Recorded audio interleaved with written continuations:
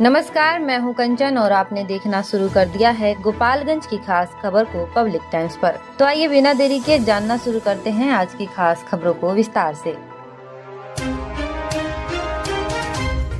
गोपालगंज की 6 विधानसभा सीटों की मतगणना शुक्रवार को थावे डाइट परिसर में होगी, जहां सभी 46 प्रत्याशियों के भाग्य का फैसला आएगा। स्ट्रांग रूम और काउंटिंग हॉल में कड़ी सुरक्षा के इंतजाम किए गए हैं। गुरुवार को सारण डीआईजी नीलेश कुमार ने निरीक्षण कर 3 स्तरीय सुरक्षा व्यवस्था की पुष्टि की। पहले लेयर में अर्धसैनिक बल, जबकि दूसरी व तीसरी लेयर में राज्य व जिला पुलिस तैनात रहेगी।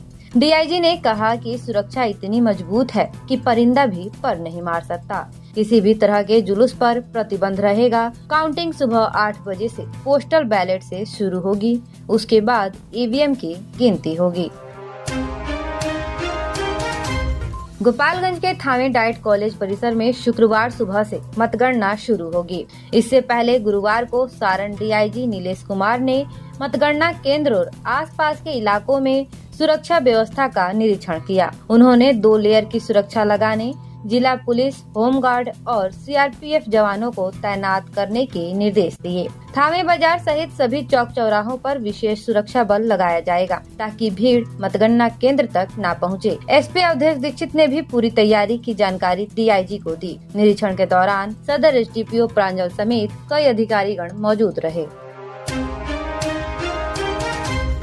गोपालगंज के थावे थाना क्षेत्र के बरगछिया गांव में गुरुवार शाम एक दर्दनाक हादसा हो गया। 21 वर्षीय प्रिंस कुमार अपने घर की छत पर टहल रहे थे, तभी पास से गुजर रहे बिजली के तार के संपर्क में आकर गंभीर रूप से झुलस गए। परिजन उन्हें तत्काल सदर अस्पताल ले गए, लेकिन इलाज के दौरान उनकी मौत हो गई। स्वजनों ने बिजली विभाग पर गंभीर लापरवाही का आरोप लगाया है। उनका कहना है कि खराब तार की शिकायत कई बार की गई थी, लेकिन कार्यवाही नहीं हुई। पुलिस ने शव को पोस्टमार्टम के लिए भेजकर मामले की जांच पड़ताल शुरू कर दी है।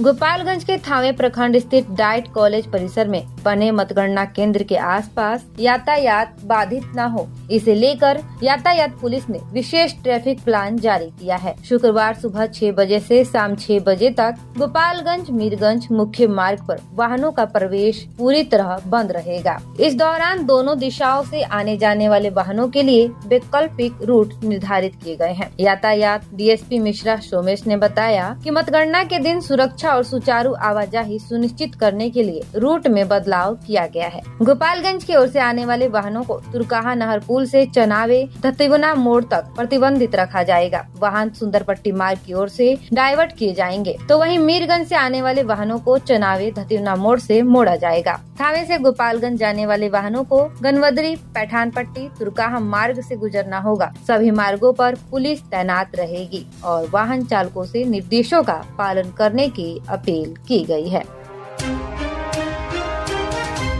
गोपालगंज के नगर थाना क्षेत्र के कररिया गांव के पास बुधवार देर रात हुए सड़क हादसे में बाइक सवार जितेश कुमार की मौत हो गई। पश्चिमी चंपारण के नौरोजिया गांव निवासी जितेश अपने दोस्त के साथ यूपी स्थित रिश्तेदार के घर से वापस लौट रहे थे। कररिया के समीप उनकी बाइक को अज्ञात वाहन ने टक्कर मार दी, जिससे जितेश गंभीर रूप से घायल हो गए, जबकि उनका साथी सुरक्षित रहा। स्थानीय लोगों की मदद से पुलिस ने घायल युवक को सदर अस्पताल पहुँचाया, जहाँ इलाज के दौरान युवक की मौत हो गई। पोस्टमार्टम की प्रक्रिया शुरू होने से पहले ही मृतक के स्वजन अस्पताल पहुंचे और पोस्टमार्टम कराने से इनकार करते हुए शव को अपने साथ ले गए। नगर थाना अध्यक्ष प्रवीण कुमार ने बताया कि मामले की जांच जारी है और परिजनों द्वारा आवेदन मिलने पर प्राथमिकी दर्ज कराई जाएगी। गोपालगंज जिले की 6 विधानसभा सीटों पर मतगणना 26वें व 31वें राउंड तक चलने वाली है। प्रशासनिक तैयारी के अनुसार सबसे पहले बरौली विधानसभा क्षेत्र में गिनती पूरी होगी, जहां 26वें राउंड तक परिणाम तय हो जाएगा। वहीं सबसे अंत में भोरे विधानसभा क्षेत्र की गिनती पूरी होगी। 6 विधानसभा क्षेत्रों में कुल 12.10 लाख से अधिक मतों की गिनती की जाएगी, जिसे लेकर 46 प्रत्याशियों की चिंता और उत्सुकता बढ़ गई है। जिले में 6 नवंबर को हुए मतदान के बाद प्रत्याशी और उनके समर्थक परिणाम का बेसब्री से इंतजार कर रहे हैं। सभी प्रत्याशियों ने अपना गणना एजेंडा को शुक्रवार सुबह 5 बजे तक काउंटिंग स्थल पर पहुंचने के निर्देश दिए हैं। आंकड़ों के मुताबिक इस बार 12,10,298 मतदाताओं ने वोट डाले हैं, जिनमें 5,77,628 पुरुष, 6,81,665 महिलाएं और 5 थर्ड जेंडर मतदाता शामिल हैं। मतगणना को लेकर सभी क्षेत्रों में हलचल तेज है। मुसाफिर हुंडई अब आपके शहर गोपालगंज और सिवान में भी। अब हुंडई का कार लेना हुआ और भी आसान। 1 लाख रुपए डाउन पेमेंट देकर कार अपनी घर ले जाएं। साथ ही 50,000 तक का ऑफर। अनुभव कीजिए सुरक्षित ड्राइव का गोपालगंज में मुसाफिर हुंडई की संग, जहां एक ही छत के नीचे सेल्स, सर्विस, फाइनेंस और एसेसरीज भी उपलब्ध। तो देर क्यों, आज ही आए और अपनी मनचाही कार ले जाए मुसाफिर हुंडई से।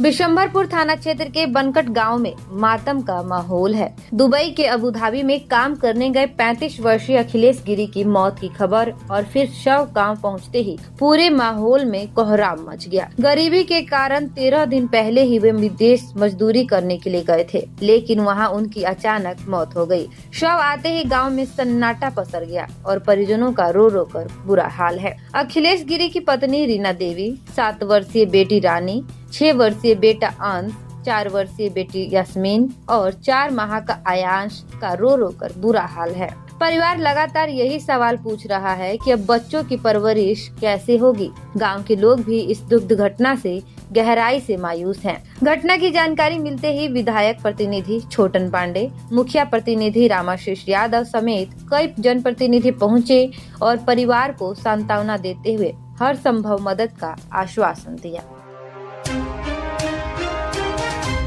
गोपालगंज के उचकागांव थाना क्षेत्र के साखे खास गांव में नवविवाहिता संजू देवी की संदिग्ध परिस्थिति में मौत का मामला सामने आया है। पुलिस ने मौके पर पहुंचकर शव को पोस्टमार्टम के लिए भेज दिया और 3 आरोपियों को हिरासत में लेकर पूछताछ शुरू कर दी है। मृतिका की पहचान सुनील बारी की 20 वर्षीय पत्नी संजू देवी के रूप में हुई है, जिसकी शादी 25 नवंबर 2025 को हुई थी। परिजनों के अनुसार सुनील दिल्ली कमाने चला गया था और संजू अपने जेठानी व अन्य ससुराल जनों के साथ रहती थी। आरोप है कि ससुराल पक्ष दहेज की मांग कर संजू को प्रताड़ित करते थे। बुधवार शाम गला दबाकर उसकी हत्या कर दी गई। मृतिका के पिता ने पति समेत 6 लोगों पर मामला दर्ज कराया है। पुलिस प्रथम दृष्टया इसे हत्या का मामला मानकर जाँच कर रही है। पोस्टमार्टम रिपोर्ट आने के बाद स्थिति स्पष्ट होगी। गोपालगंज से बड़ी खबर सामने आई है, जहां बरौली थाना क्षेत्र में मिशन मुक्ति फाउंडेशन और बरौली पुलिस की संयुक्त कार्रवाई में 8 नाबालिग लड़कियों को मुक्त कराया गया है। देर रात से सुबह तक मोहनपुर बाजार, पायल टॉकी, सरफरा बाजार और सिसई गांव में एक साथ छापेमारी की गई। पुलिस को लंबे समय से कुछ ऑर्केस्ट्रा संचालकों की संदिग्ध गतिविधियों की जानकारी मिल रही थी।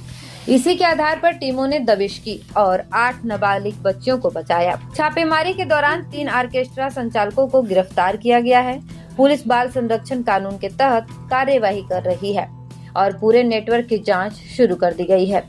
मिशन मुक्ति फाउंडेशन का कहना है कि लगातार शिकायतें मिल रही थी कि नाबालिग लड़कियों को बहला फुसलाकर ऑर्केस्ट्रा में लगाया जा रहा है। इस अभियान से पूरे इलाके में हड़कंप है। प्रशासन ने साफ कहा है कि बाल शोषण और अवैध ऑर्केस्ट्रा संचालन किसी भी कीमत पर बर्दाश्त नहीं की जाएगी।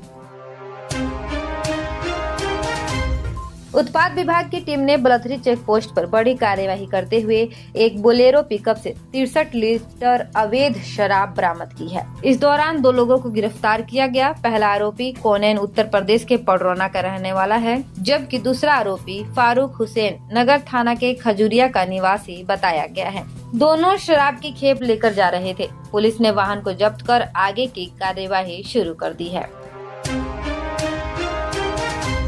सासा मुसा ओवरब्रिज पर उत्पाद पुलिस ने बड़ी कार्यवाही करते हुए 72 लीटर देशी शराब के साथ बैकुंठपुर थाना क्षेत्र के धर्मबारी गांव निवासी छोटे आलम को गिरफ्तार किया। आरोपी कंबल में शराब छुपाकर लेके जा रहा था।